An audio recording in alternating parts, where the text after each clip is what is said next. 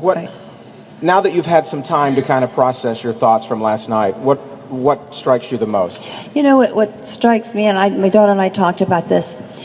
We have seen the vigil from afar with all of you. How many of you have been to the vigil before? Right, a lot of you? And how many is the first time? Oh, wow, so there's some newcomers. Well, since its inception, Lisa and I have, been either in the house looking out or from across the street looking out, and it's so beautiful and so emotional that it's been really difficult to participate because it literally, it's heartwarming and it brings tears to our eyes. And it's been, how many years? Like 35, of course. And we thought this time, because you all have been here so many years supporting Elvis, and if you can do it, we can do it too, right? All of you walk that walk and you have your candles. And Lisa and I were saying, Mom, you believe, what do you think? In fact, this was in the question from today, what we think about it and how Elvis would have thought about it. And Elvis said to me one time, he didn't know if he, what would happen if he retired. Now, back in the day when you were 40, you were over the hill. Really, you started thinking, should I be doing this, rock and roll on stage? I don't want to be an old rock and roller on stage doing the same thing. And people saying, oh, he's old hat. So I said, trying to think of what he would want to do if he would retire. He said, well, it wouldn't matter anyway. Nobody would ever remember me. They'd think that long gone and that old guy with the long hair. And he would come up with some comments. So I said to Lisa, I just remember those words. And after looking at everybody there last night, I have to say it was quite emotional, saying to Elvis, look at this, 35 years later, they're still walking up this driveway to see you.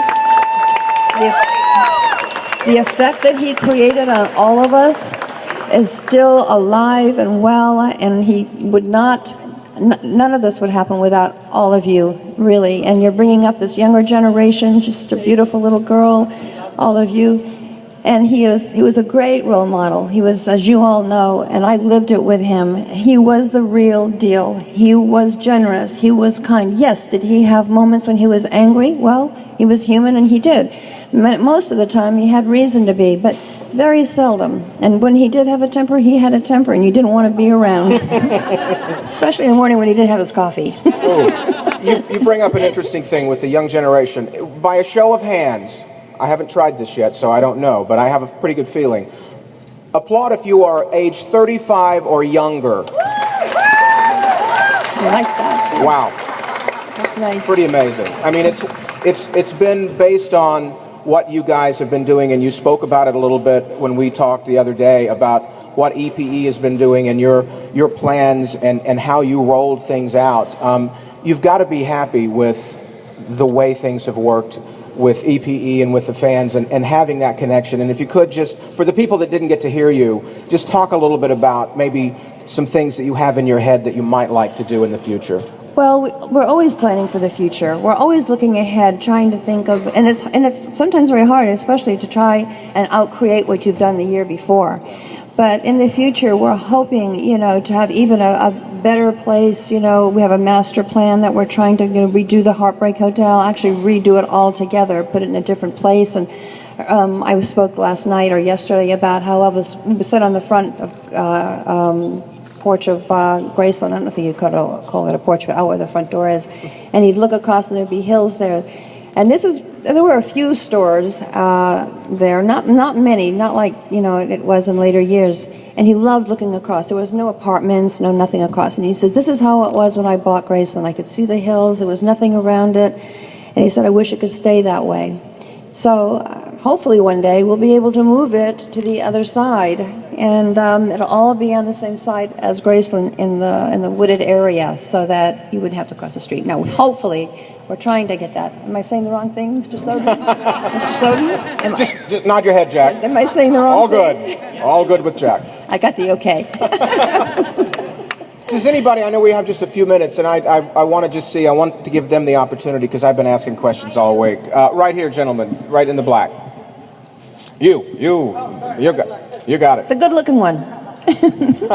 You're all good-looking, actually. Oh my gosh. How difficult was it for you to write your book, was the question. Well, my book, actually, there's a little story to the book. It's not that I wanted to write a book back then. I was still young, and I was really still had life to live. I wrote that book because, I don't know if all of you remember this, but there was a man named Albert Goldman. Yeah, Albert Goldman wrote a book, thank you, and it was called Elvis. Now, he was a critically acclaimed author. He wrote Lennon, he wrote Lenny Bruce's story, I forgot who, a few more, and he was a critically acclaimed writer, an intellect. Well, he wrote a book, and it was, to me, it was devastating to many of us. He was, I think, he was set out to take Elvis down. And I started reading the book, and I said, well, I can't let this go down in history. And I remember this was in 1981, so I said, my daughter, if she ever got a hold of this book, I mean, it would be devastating for a child to read this.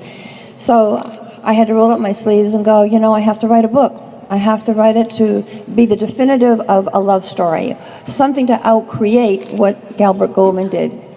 So it took me 3 years to do it. I didn't want to. I bowed out twice, and I said, no, I can't do it. I just feel like I don't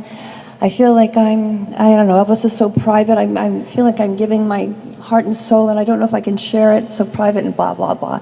Anyway, I did it. And thank God, it really did take that one off the charts. So I'm happy that I did it now. It was difficult to answer your question because I am private, and Elvis was private too, but then I was able to justify it by, I have to do it because it's not for a wrong reason, it's for the right reasons. So anyway, that's the answer to your question. Good. Thank you. Good question. Anybody over here? In this area here? I have a question. Hands. I have a question right here. Priscilla.